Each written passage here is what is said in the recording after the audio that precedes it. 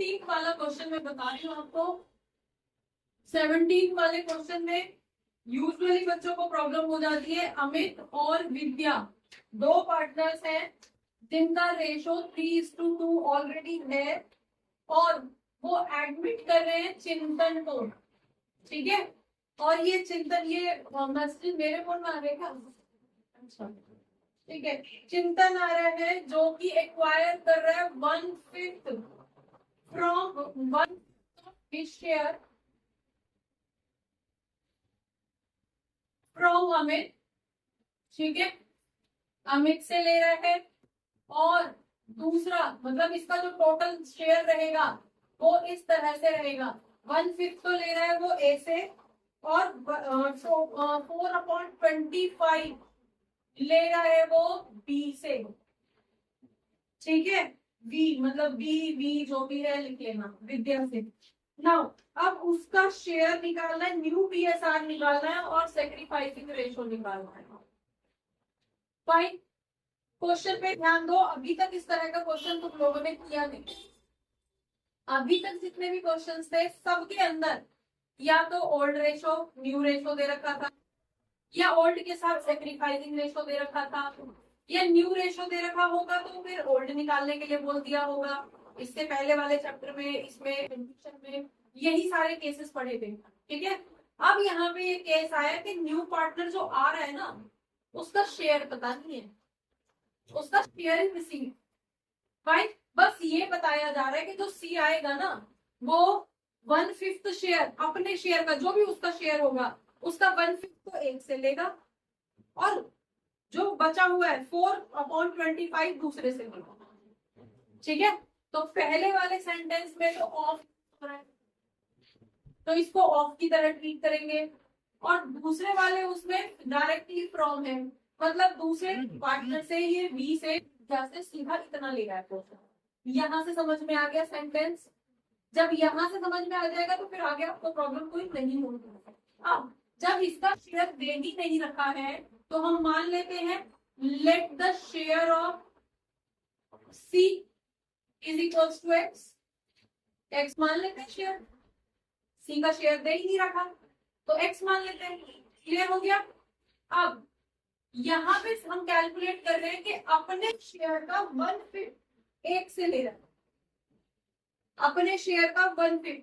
तो अपने शेयर का अगर हम बात करें तो एक्स का 1/5 को ले रहा है एक से, तो दूसरे वाले से कितना लेना होगा? 4/5।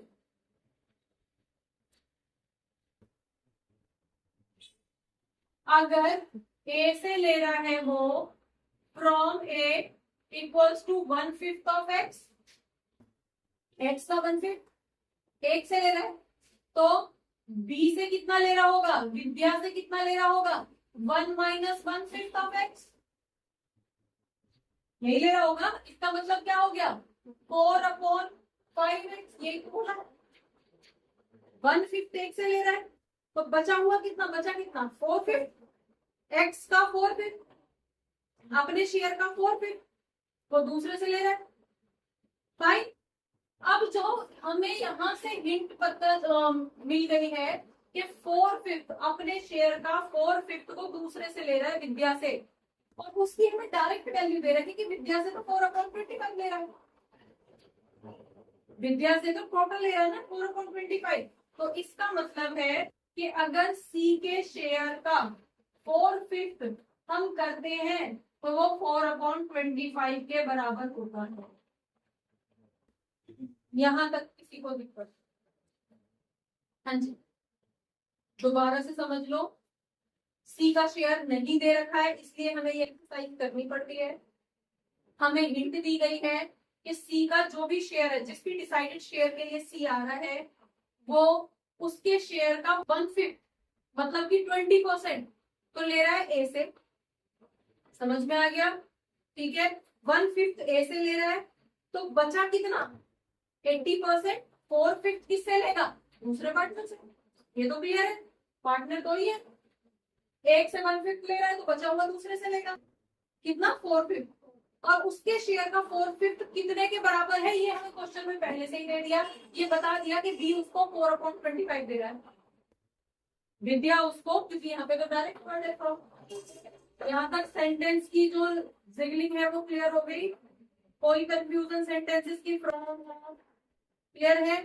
तो यहाँ से हम पता लगा लेंगे कि x की वैल्यू है कितनी, 4/25 इंटू 5/4 हो गया, ये इधर चला जाएगा,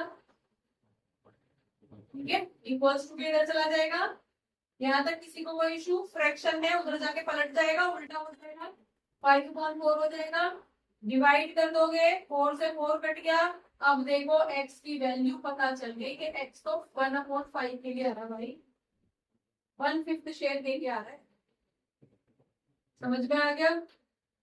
ठीक है, तो यहां से क्या निकला है? x का शेयर निकला है, ठीक है, मतलब x का शेयर मतलब c का शेयर निकला है, c का शेयर x था, x की वैल्यू निकली है 1/5। डन। अब देखो, अगर x 1/5 के लिए आ रहा है तो a से कितना ले रहा होगा फिर ये? 1/5 का 1/5, x का 1/5 ले रहा है, और x की खुद की वैल्यू 1/5 आ गई। इसका मतलब ये यहाँ से कितना ले रहा है? 1/25।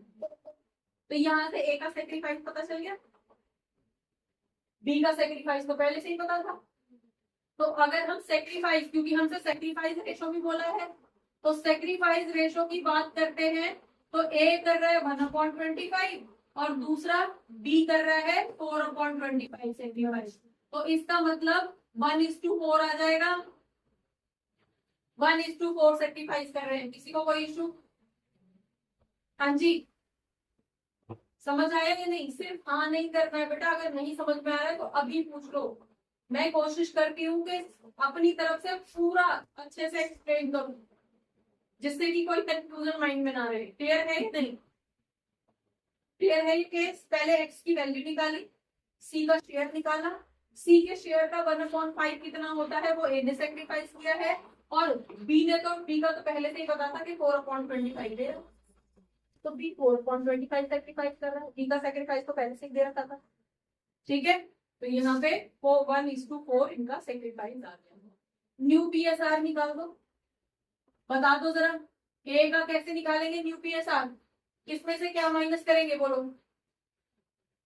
a का न्यू PSR निकालने के लिए क्या करना पड़ेगा बताओ?